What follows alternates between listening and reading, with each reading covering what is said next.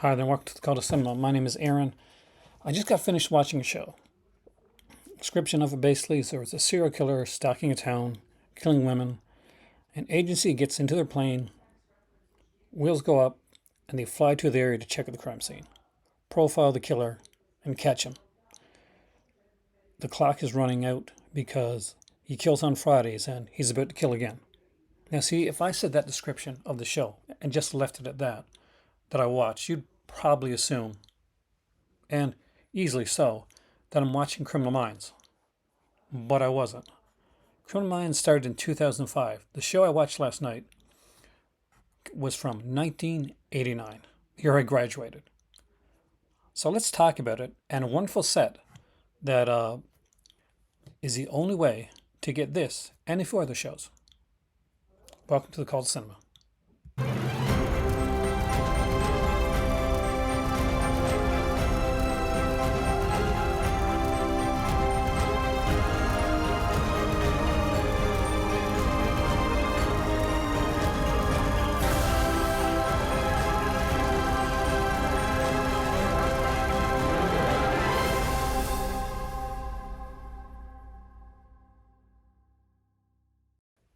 I know that description really is like Criminal Minds. It starts out with the killer and the killing we see from the killer's point of view. There's actually a meeting in a room where they talk about the case. Then they get onto the plane. We have one of the characters that's kind of William Grant-esque. Well, let's talk about it a bit more. See, the show that I watched was a Stephen J. Cannell show from 1989. It starred David Soul, M. Emmett Walsh, Kent McCord, Andrea Mann, Jennifer Hetrick, David Kind, and Joe Maruzzo playing a very kind of Will Graham-esque character. So kind of a Hannibal type, Michael Manhunter type character. The series sadly only ran for 8 episodes. The one that I was watching last night was a pilot episode. And the victims had a large gash on their foot. It's actually cleverly explained why they have the gash. The killer was played by a very creepy pre-CSI, and I'm going to butcher his name here, Paul Guilfoyle, with Grace Zabriskie from Twin Peaks as an equally, if not more evil, twisted mother character. It was called White Bone Demon. It was a really good episode. And in a nice twist, we actually see the delusion that is haunting the killer. It was an extremely strong pilot episode with a tight script, had some great performances, and the setup for some extremely interesting character growth. It was a really, really good show, and I was hooked right to the final scenes with an incredible performance by everybody, an extremely chilling one by Grace Zabriskie. Following episodes of the series would have some really strong guest stars, including a young Kevin Spacey, the extremely underrated Sherman Howard, Canadian legend Robert Clothier, Twin Peaks regular Donis Davis, we got another Twin Peaks actor there, the always incredible Blue Mankuma, and a ton of other people.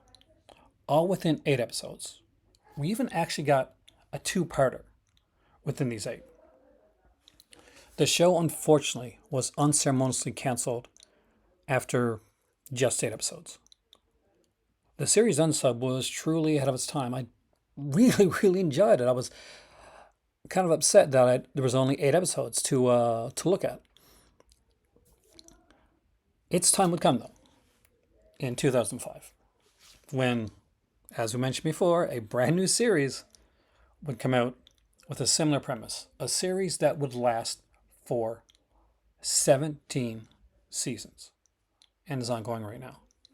Criminal Minds, as we mentioned earlier. I really, really enjoyed it. Now, if you want to enjoy this series and watch it yourself, the good thing is that you can do that. See, it was released, the complete series, all 8 episodes, but not on its own, was released in a set from Mill Creek called Primetime Crime, the Stephen J. Cannell Collection. The box set also included the 18-episode run of Missing Persons from 1993 with Daniel J. Travanti. Jennifer Hetrick is in that one too. Who's also in that one, I think she's Jennifer Hetrick's in that one. I know that Jorge Fox from CSI, a much younger, like Corey Fox, is in the show too, and she's absolutely fantastic. Broken Badges with Ollie Davidson and Miguel Ferrer, which sadly only ran for 7 episodes. And I remember when that show was on because I used to watch it religiously from 1990 to 1991.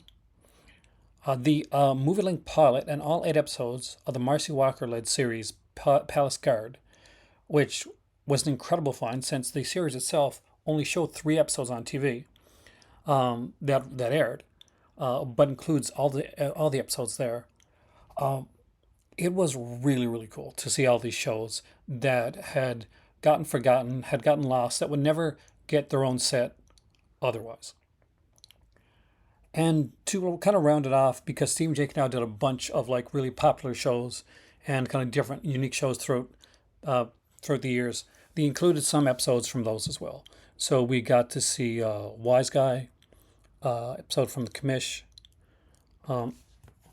episode from Hunter, actually a two-parter from Hunter, a two-parter from the Commish, episode from Cobra, Greatest American Hero, 10 Speed and Brown Shoe, Silk Stockings, 21 Jump Street, and its offshoot series, Booker, as well. By the way, Cobra actually stars Mako J. Dudikoff, if you're an American Ninja fan. It's one of the reasons that I still collect DVDs. As a huge TV guy and someone who originally joined Netflix to watch a bunch of Stephen J. Cannell series only to have them leave the platform a day later, it showed me how important it was to collect things that I really wanted to watch, to have them on physical media and not to rely on streaming. Streaming is good if something that you want to watch and may never want to see again, but things leave streaming platforms, and not just older shows like that, but new series. If you're watching shows on Disney Plus, you see shows that go off, and unless they are lucky enough to somehow get a physical media release, which doesn't happen often, especially if they just cancel the show, then these are the only ways to see them. That's why I'm also really, doesn't matter to me what format that I'm collecting something in, as long as I actually have the physical media release of this. I don't think everything actually needs a 4K release. See, this is the release right here. Primetime Crime, the Stephen J. Cannell collection. And you can see they've actually, they've got all like Ken Wall from Wise Guy. We got, Commish here. We got Johnny Depp, very young Johnny Depp from 21 Jump Street. We have Hunter here. And the only series that has, the only like series, like people buy this for the extra shows, right? For the shows that got canceled. The only canceled series actor that's on here is M. Emmett Walsh from Unsub. I enjoyed all the series in this one here, and Unsub really, really deserved to last a lot longer than it did. But I guess it sort of got it, in a way, years later, we'd get this.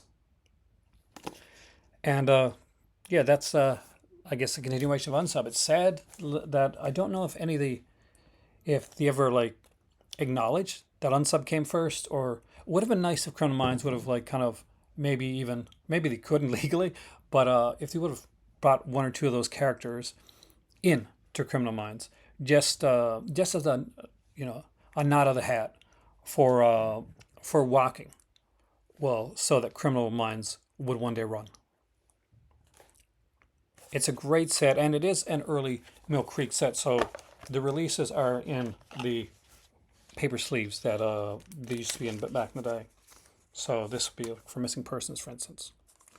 Really good, solid, if dated,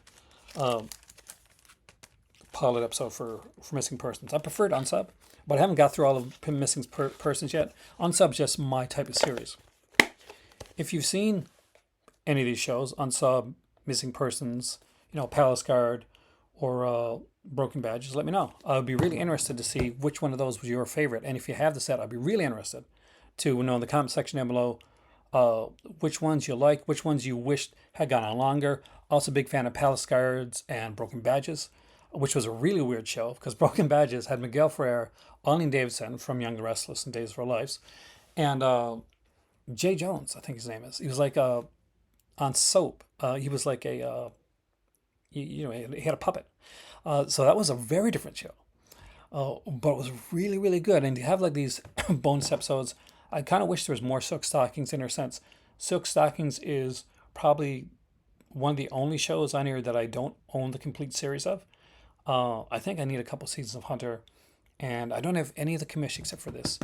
And I'd like to grab some of that. The commish was a bit wasn't as, I never got to watch it as much, so I wasn't quite as sure if that was as action filled as some of the other shows. But it was a great series and a great set of series that I really recommend. And if you like these type of shows, if you like these here mystery procedural shows, you really do deserve to have this one in your collection. But there we go. I thought just today we'd focus a little on the Stephen J. Cannell collection and specifically on the Criminal Minds years before Criminal Minds unsub. Check it out. It was really, really good. And this pilot episode is particularly strong. So I'm surprised it didn't go longer. Thanks for watching. Be sure to comment, share, and subscribe. If you want to join my Patreon, please feel free to do so. My patrons are called Crimson Cult members and love them so. I have a membership on here as well if you want to do that. But, for all that stuff, take it away, Mr. Sloth. Oh God. Subscription sloth here. Just want to remind you that I know in the summertime especially it can be super warm and lazy. But if you're liking this video, make sure to like, share, and subscribe. And if you want to go that step further and join the Patreon, there's a link for that down below. You can super sticker, super chat, or donate. But above all, just lie back and enjoy the video, because that's what I'm going to do.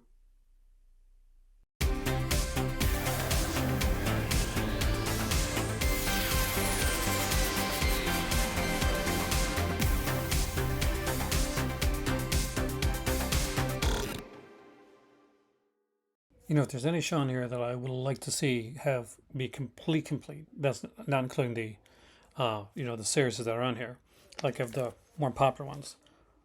I wouldn't mind seeing an upgrade to Wise Guy, and to get the Dead Dog Records storyline put in there as well. That would be incredible. There are great episodes in here. The Suffer the Children two-parter from Commish actually makes me want to go out and get the complete Commish series. Let me know if you got this, and I'll be interested in your comments down below. So talk to you soon.